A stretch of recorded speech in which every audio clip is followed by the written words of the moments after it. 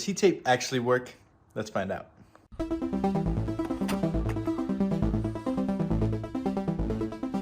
Alright, what's up y'all? Today we're going to be testing whether heat tape actually works. We're going to be using it to see if we can hopefully solve my misfire at idle situation. I've got a hypothesis. We're going to put it to work. So this stuff is basically made out of aluminum foil and fiberglass. Glass, aka fiberglass, isn't a good conductor of heat, which makes it an excellent insulator. Basically, it isn't great at allowing heat to pass through it. Aluminum foil is capable of blocking out 95% of radiated heat, which makes it super useful. So basically, when you put the two together, you get this. So you're reflecting the heat away with the aluminum foil and not letting the heat pass through to whatever object you're putting it on with the fiberglass. And then it's sticky, so you can stick it on stuff. Basically, I'm gonna be covering up my entire coil cover with this stuff, or some of it, and also my water expansion tank in hopes of keeping temps down. All right, so we've got our fancy infrared temperature reader. We're gonna be using this bad boy. Gonna ruin my camera real quick.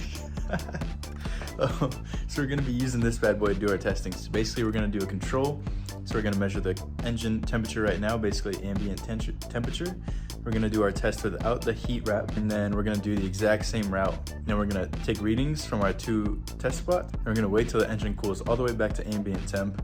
Just gonna leave the fan on. Then we're gonna do the exact same thing with the heat tape and take more readings and see if we actually get any sort of difference. So for our control, we're gonna do right below the O, right there, and we get 59.4. And then our other spot is gonna be back here. We'll do it right below this hole, and right there.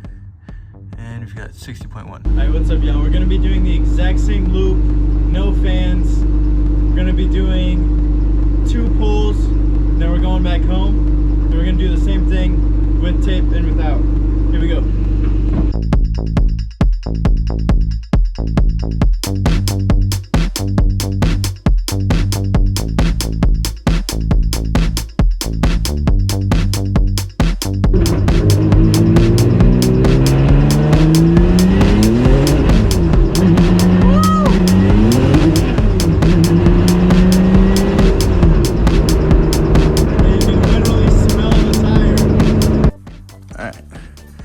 Popping the hood open.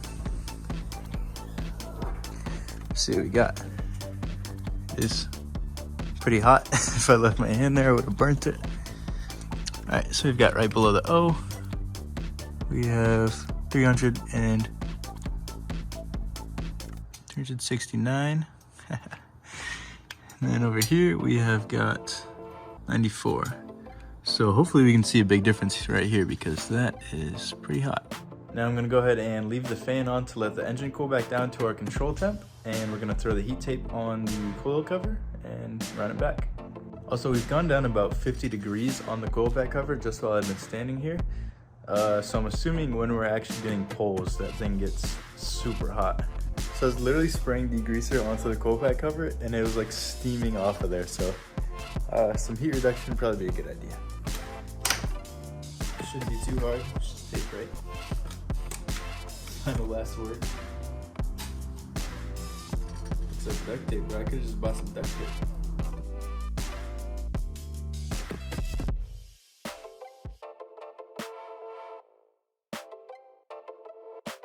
So it's definitely turned out looking pretty badass. It looks like a friggin' rocket ship now. Hopefully it works as good as it looks. Now we're just gonna wait a little bit longer for the engine to get back to control temperature. I'm not sure actually how much it matters by the time we're beating on it, but for the sake of science, we're gonna wait. Now obviously, since we've had this off the engine, it isn't a good representation of the engine temperature, so we're gonna be looking for the control temperature just on the actual valve cover itself.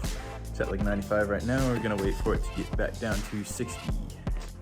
Alright, I'm gonna have to cut my waiting a tiny bit short because it's getting a little bit late and I don't want to piss my neighbors off too much, but the engine is very cold at this point. Let's take a measurement.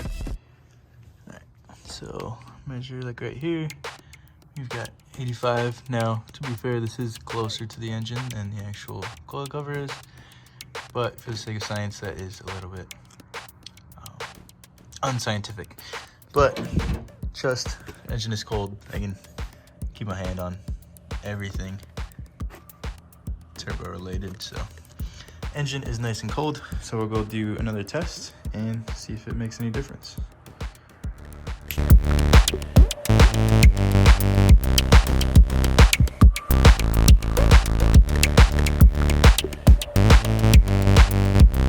Alright, it's time for test number 2. Let's get it going.